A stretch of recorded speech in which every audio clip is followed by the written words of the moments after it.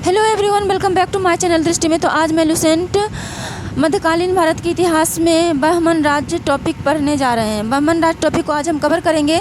इससे पहले जो हमने कवर कर लिए थे वो विजयनगर साम्राज्य कवर कर लीजिए। तो देखिए, इसके जस्ट पहले हम बहमनी राज्य के पहले हम कवर किए थे ये विजयनगर साम्राज्य। विजयनगर साम्राज्य में हमने जो है संगम वंश के प्रमुख शासक हरिहर बुक्का प्रथम, हरिहर सेकेंड, देवराय प्रथम, देवराय सेकेंड, मल्लिकार्जुन, विरूपाक्ष सेकेंड, इन सब के बारे में पढ़ लिए थे। और इनमें जो विजयनगर साम्राज्य में जो जितने सारे वंश थे, संगम वंश, सालुब वंश, जो 4 वंश आते थे, संगम, सालुब, तुलुब और अराबिडु, वो भी हमने कवर किए थे। तो संगम, सालुब, तुलुब, अराबिडु, ये चारों वंश देखिए यहाँ पे है लिखा हुआ। देखिए, संगम वंश, सालुब वंश, तुलुब वंश और अराबिडु वंश, ये भी हमने कवर कर लिए थे, इसी में है। और विजयनगर साम्राज्य की प्रशासनिक व्यवस्था कवर कर लिए थे।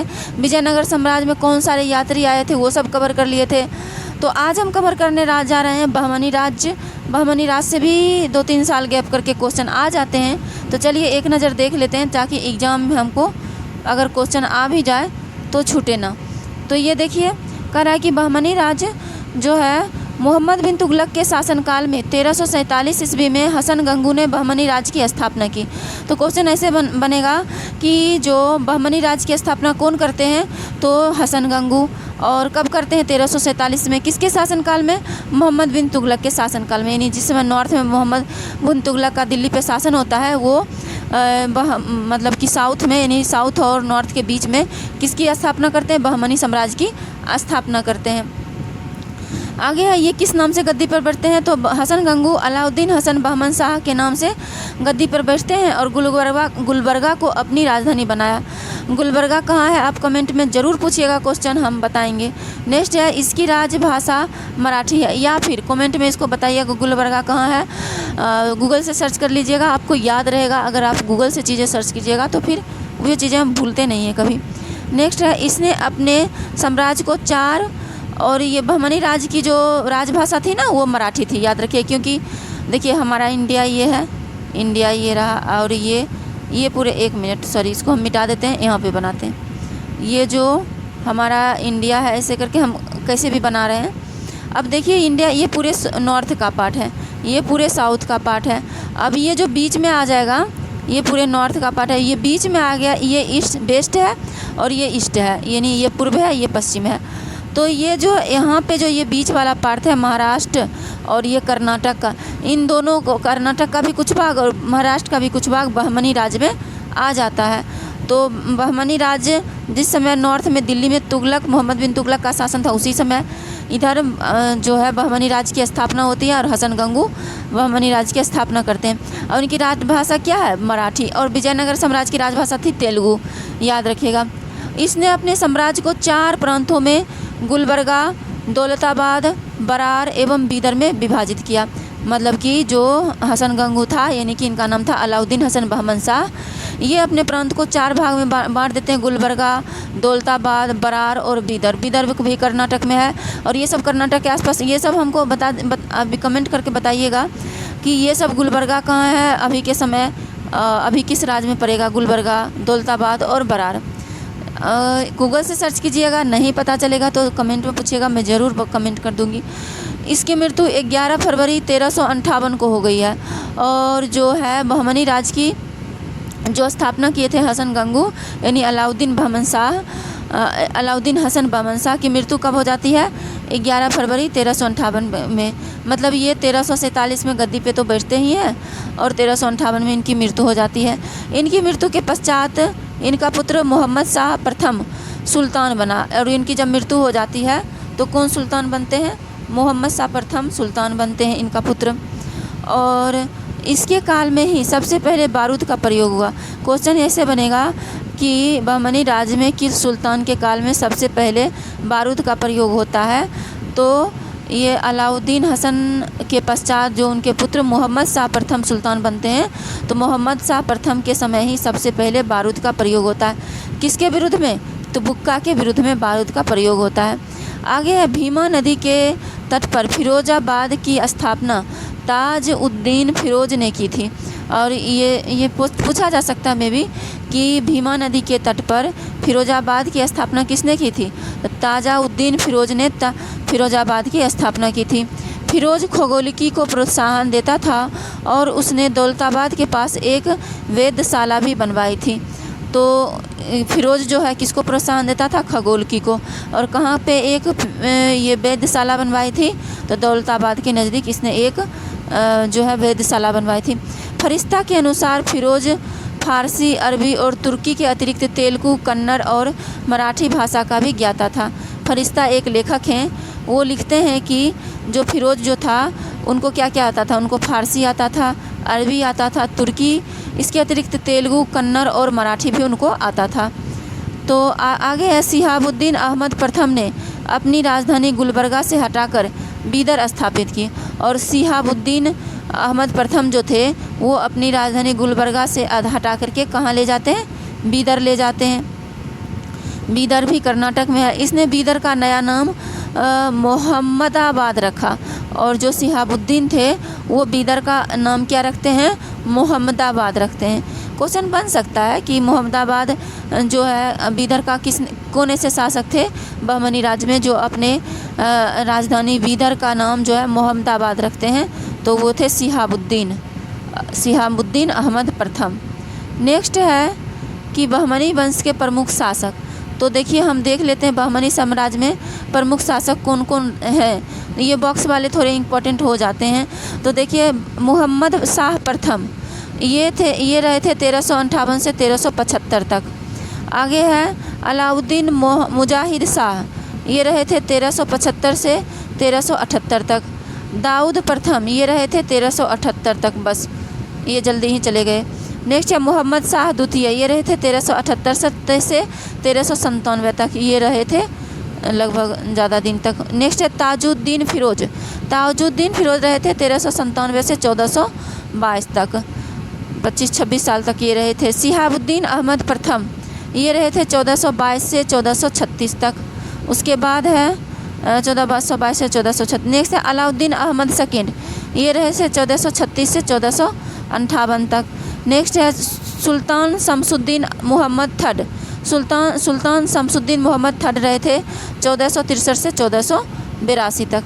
ये थोड़ा ध्यान में रखिएगा, बहमनी साम्राज्य में ये सब शासक रहे थे। नेक्स्ट है कि एक मिनट इसको एडजस्ट करते हैं ताकि दिखने में इजी रहे। नेक्स्ट जो देखिए मोहम्मद थर्ड बहमनी राज्य के एक शासक कौन है? मोहम्मद थर्ड के शासनकाल में ख्वाजा जहां की उपाधि से महमूद गवा जो ईरानी थे को प्रधानमंत्री नियुक्त किया गया। मोहम्मद थर्ड के आदेश पर 1482 में 70 वर्ष की अवस्था में महमूद गवा को फांसी दे दी गई। यानी कि कह रहा है कि महमूद थर्ड के शासनकाल में ख्वाजा जहां की उपाधि से महमूद गवा को प्रधानमंत्री नियुक्त किया गया। किसको प्रधानमंत्री नियुक्त किया गया है? महमूद गवा जो ईरानी थे उनको प्रधानमंत्री नियुक्त किया जाता है मोहम्मद थर्ड के शासनकाल में। किस उपाधि से? ख्वाजा जहां की उपाधि से।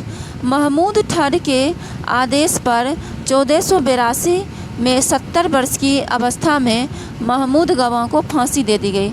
और इनको क्या किया जाता है? 70 वर्ष की अवस्था में इनको फांसी दे दिया जाता है मोहम्मद थर्ड की आदेश पर। तो ये पूछा जा सकता है कि मोहम्मद थर्ड के आदेश पर किसको फांसी दिया जाता है? तो महमूद गवा को। और इनको प्रधानमंत्री नियुक्त किया जाता है किस उपाधि से? ख्वाजा जहां की उपाधि से। इसमें डिटेल से नहीं दिया, एनसीईआरटी में डिटेल से दिया होगा, उसको कवर करेंगे तो काफ़ी टाइम लग जाएगा और उतना डिटेल से पीसीएस वगैरह में नहीं पूछता है। उसके लिए आपको यूपीएससी में वगैरह थोड़ा डिटेल से पूछता है। ऐसे ये यूपीएससी के लिए भी ये टॉपिक उतना इम्पोर्टेंट नहीं है, इससे क्वेश्चन कम ही आते हैं। तो ये देख लीजिए, इससे आगे जो फैक्चुअल क्वेश्चन जो आते हैं, जिससे ज़्यादा क्वेश्चन आते हैं पीसीएस वगैरह में, वो इतना इसमें दिए हुए हैं।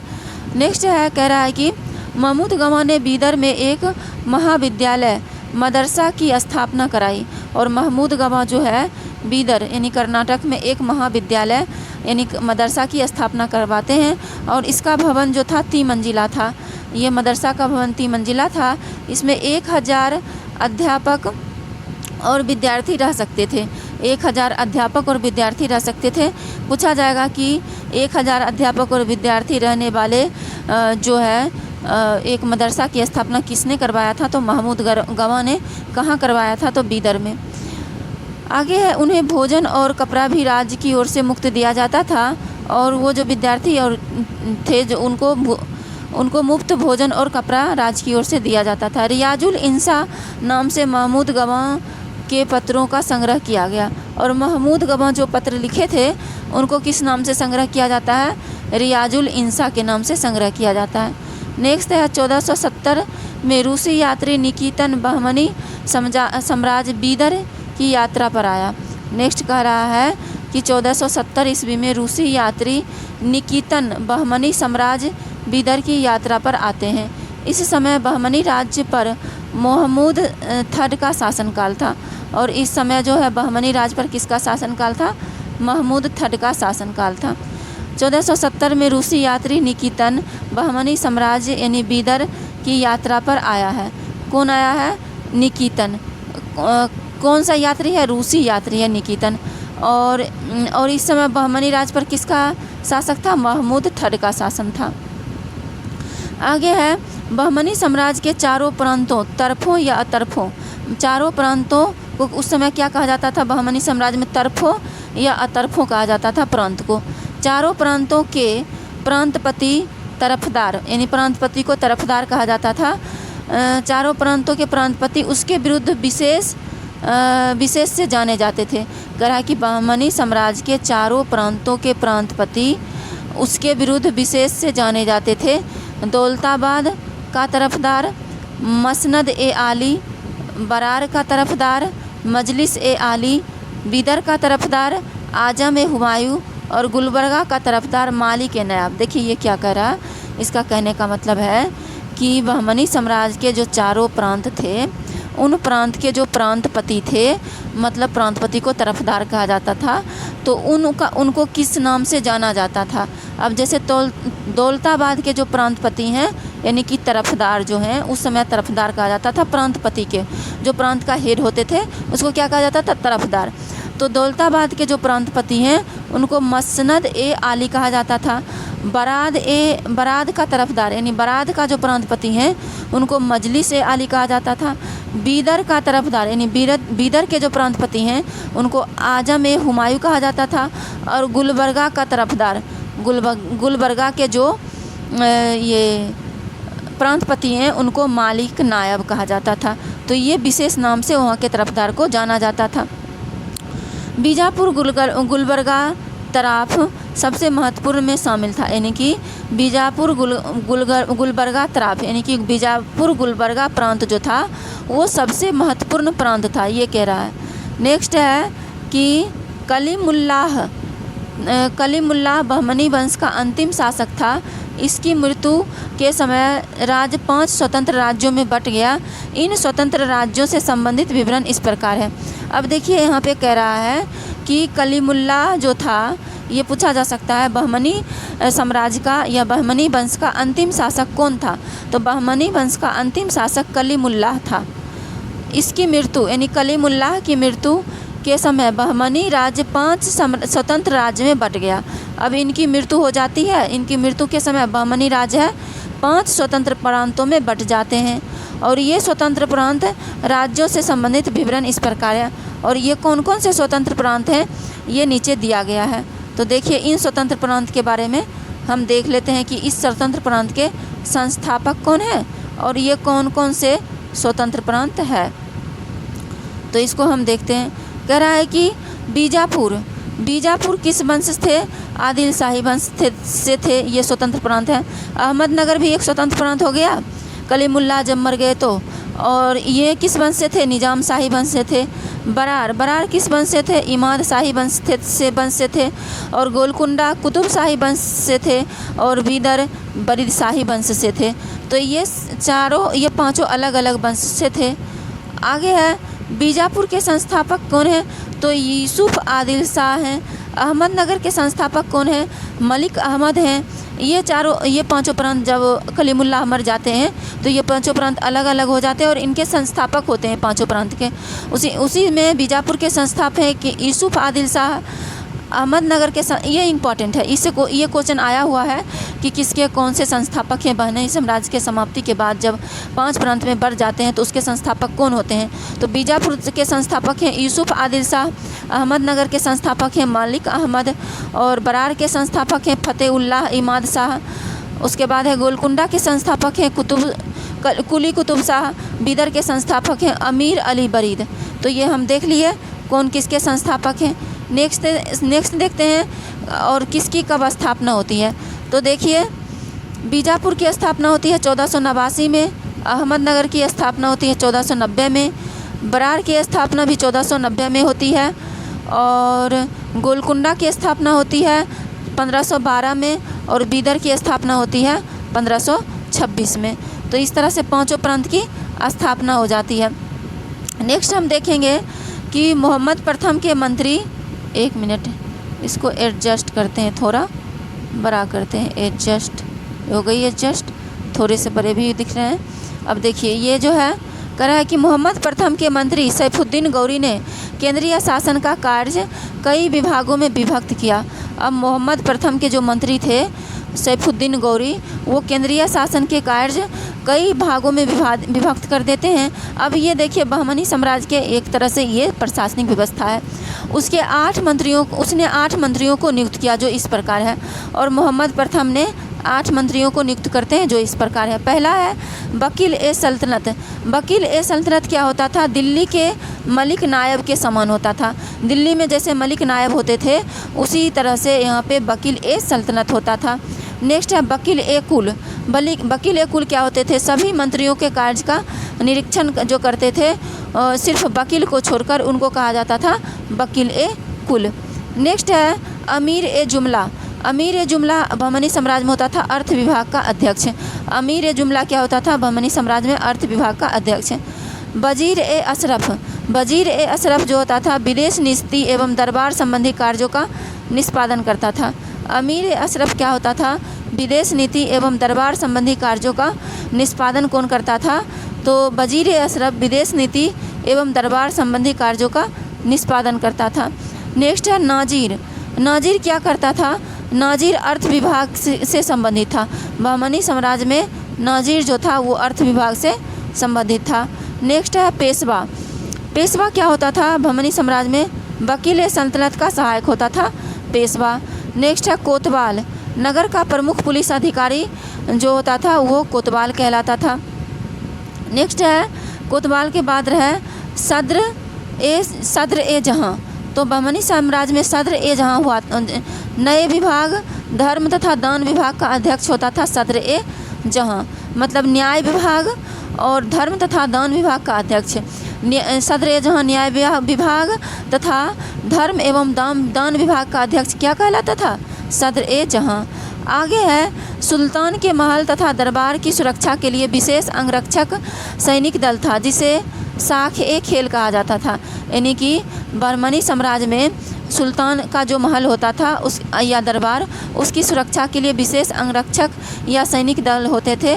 उस दल को कहा जाता था साख ए खेल कहा जाता था।